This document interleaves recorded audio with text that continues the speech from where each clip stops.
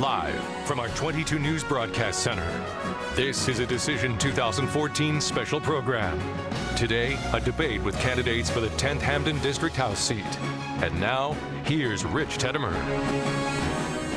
Good afternoon. 22 News is working for you this week as we let the candidates you'll see on the ballot next Tuesday debate the issues. Today it's the candidates running for the 10th Hampden District seat in the State House. Representative Cheryl Coakley-Rivera resigned her district seat to accept the job in the state court system. Running to replace her are Melvin Edwards, Carlos Gonzalez, and Ivette Hernandez from right to left on your screen right there. I will ask the candidates the questions. They will have up to a minute to respond, and we will go in a rotating order. First, each candidate will have 1 minute for an opening statement, and Melvin Edwards gets the opening statement. Good afternoon, ladies and gentlemen. It's a real pleasure and honor to sit here today and have an opportunity for you to visualize and to see the candidate, myself, three-term city councilor, president of 3 nonprofits, born, raised here in the city of Springfield, educated in this city, homeowner, raising my children and my family in the city, committed, determined to help be a part of the solution to the problems that exist in this city. This has been a long campaign, and I'm happy and eager to see it come to a conclusion. But you have a few more days in order to make a determination as to who's best to serve you in Boston and in the legislature. I'm hopeful that you will agree that my record of service to the community would suggest that I am the best candidate for this job. I'm the best candidate for several reasons, and I would hope that you would look at my record of service and to come to that same conclusion. Thank you. Ivette Hernandez, your opening statement, please. Hi, as someone that came from Puerto Rico escaping severe domestic violence, I landed in a homeless shelter. In that shelter, they helped me get my GED, put my kids in daycare, access to public transportation, and many resources and services. Even right after I moved out of the shelter, they helped me get registered in college. I did my associate's, bachelor, started working for the state as a social worker. I moved to Springfield in 2001. I went back to school, did my master's, and during that time, I got involved in the community. And now I sit as your executive vice president of the Labor Council. I sit in Jobs with Justice, and I sit in many other groups and organizations helping improve the quality of life of many of the residents in Springfield. And I wish that you consider me as your next state rep. I will make sure that I advocate and continue to fight for all the residents of this district. Carlos Gonzalez, your opening statement, please. I've been a public servant for 30 years in the city of Springfield. I have created jobs and built businesses. I grew up like many residents from the 10th Hampden District, single-family household, on welfare, and in the projects. I worked myself through college. I became a social worker and championed family rights. From there, I built WSPR 1270 Spanish language radio station and made it the #1 listened to in New England. And then I became the first Hispanic aide to serve in the history of Springfield as an aide in the mayor's office. I also worked as a legislative aide at the State House of Representatives, the seat we are all running for.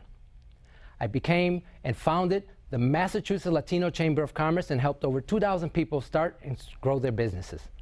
I hope you can consider me as your candidate for state representative. Okay, candidates, thanks very much. It's now time for the question and answer session. I'll ask the question, and the candidates will each get 60 seconds, at least 60 seconds, for an answer. We'll go left to right now, and then take that in a rotating order. So up first, we'll go Ivette, then Carlos, then Melvin to answer this first question. Here we go, candidates, with the question. And it is, how will you vote in November on the Massachusetts casino question? Would you support legislation putting the MGM Resorts International Casino back if voters reject casino gambling in November? Ivette?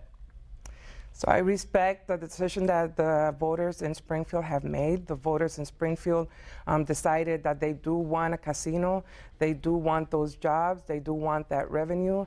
And I will vote in favor of the casino being in Springfield with the rest of the residents.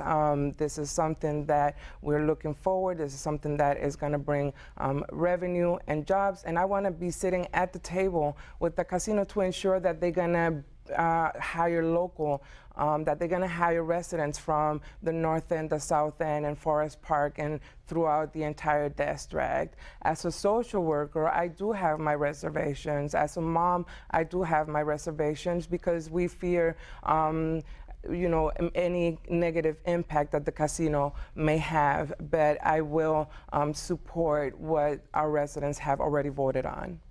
Carlos Gonzalez? You know, Tip O'Neill said that all politics is local. The citizens of Springfield have spoken, but I too have to say that the citizens of Springfield and the state will speak again. Casino is not the only solution of economic development that Springfield should be looking at. The jobs and the opportunity are great, but we also have to create micro business development to assure that the residents of Springfield have a chance to not only have the job, but also have the trainings to be able to acquire the jobs that casino industry may bring. We got to continue to stay hard to the core with them to make sure that the museums, the restaurants, and all the other downtown businesses are not impacted negatively by the casino. Melvin Edwards, please. Well, I appreciate those who are opposed to the casino, and I respect the voters' opinion. And but the city of Springfield has voted in the past, and they voted in favor of the casino. I will be voting no on the issue in November, and after that, I will listen to what the constituents of Springfield have to say, and particularly the 10th Hampden District. The city of Springfield's voters are the ones who are going to decide and should have the largest voice and loudest voice on what happens in their city. So I'm going to be respectful to the people who elect me, and I'm going to be listening to them. Regardless of what other people around the state may feel, the problems and the issues and the needs for jobs in the city of Springfield are our problem. And we're the ones who feel the negative effects of whether or not we do have full employment or whether we do not. So I'm willing to listen to those who are opposed. I'm certainly in favor of the casino, but whether I vote or how I vote will be determined by the constituents of the 10th Hampden District. Next question for the candidates. What would you do to try to help Springfield deal with its current crime problems? Carlos, you go first. You know, public safety can no longer be looked at as an issue for the police to deal with. It's a community issue. We have to make sure that education starts at home, not in the schools. We have to work with the police, with the community, and we cannot longer tolerate young people who think that snitching on people is acceptable. We have to create job opportunities. We have to create programs that create the youth to have hope instead of hopelessness. And working together with the community and neighborhoods is the key for the police department to have a better impactful. And working with our new chief of police, John Barberi, I'm excited about this opportunity to work with him and look forward to decreasing the crime in the city of Springfield. Melvin. Well, I wish that we could legislate away from all the bad behavior that occurs in our city, and unfortunately I don't believe that's the case. But I think we need a holistic approach to how we're going to solve these problems. Obviously, the impact of opiates contribute, but also the lack of jobs. And we know even in a good economy, some people don't work. But as a society, is how we respond to those who violate our laws, and how consistent are we in the delivery of those services. I'm also believing that the keys to making the city safer have to do with, obviously, support of police officers, but it has to be in community involvement, but it also has to be economically, because we need more jobs, and men who have jobs are more likely to treat their family members better and less likely to need the self-medication of drugs and the trade of drugs in order to feed and to be able to buy the things that they want. So I'm looking to create a holistic approach on how we solve these problems, how we attack them. And unfortunately, it's going to be a difficult job, but it's nothing that one man can do by himself. We need the entire community. Ivette. Again, as a state rep, I look forward in working very closely with the police to ensure that they have the funding that they need to implement a real community policing so that they can build relationship in the community. And with that, you know, we definitely need to invest in programs that will assist our children, our youth, to be able to engage in after-school programs, summer camps, and in leadership programs, so that they can also be, you know, supervised while their parents are able to go to work, being able to have jobs, being able to invest in those programs that will address domestic violence, programs that will address substance abuse. And it is something that as a community coming together, we can make this happen. Candidates, here's question 3. Candidates for political office often speak of cutting waste and abuse if elected. What waste and abuse would you look to cut once elected? Melvin, you go first. Well, actually, I'd like to see several things happen. One particularly is the idea that the taxpayer is going to keep pouring money down these many holes that don't solve problems. Let's do an audit. Let's do an audit of all of the money that's come into the city, and let's follow the trail of dollars. I've said in the past, and I'll say it again, that if you see problems in our society, and particularly in our community, that are not being solved, you have to find where the revenues are going and recognize whose revenues you would disrupt if you change the way we do business. Any program that is getting state dollars or taxpayer dollars that's not effective, we shouldn't be funding them.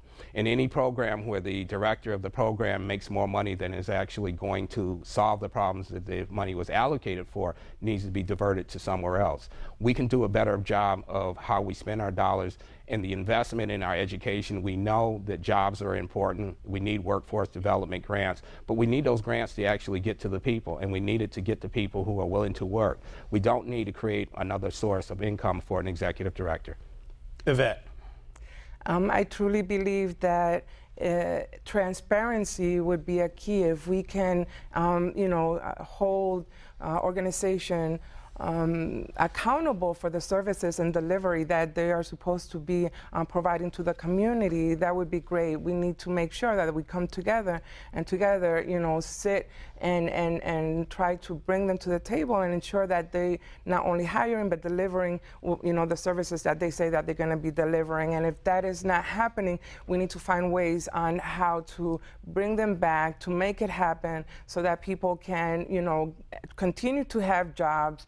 But if that continues, definitely, I agree with Melvin where we have to have audits. There's organizations that if they're not delivering the services that they say that they're delivering and receiving the money that they're receiving, we need to make sure that they, are held accountable for that. Carlos. Bureaucracy usually somehow administratively takes a lot of the money that comes down the pike to deal with the issues that are impacting our community. So there's an area that I would like to look at and talk about transparency. Yes, definitely so. The key to success is education. And if we embrace an opportunity for all citizens of the city of Springfield, the 10th Hampden District, to be inclusive in receiving some of the funds and the programs that are going to create jobs training programs, education opportunities, as well as on-the-job trainings and stipend-driven programs for youth, I think that we can look at those programs and stop the waste and re-energize our thought process as to how are these programs really impacting the community that we say we are impacting. Again, I strongly believe in a hand up and not a handout. And we have to continue to support programs that get people out of difficult situations that they find themselves in. Okay, we're going to take a short 2-minute break right now and then more questions and answers for the candidates running for the 10th Hampden District State House seat. You're watching 22 News.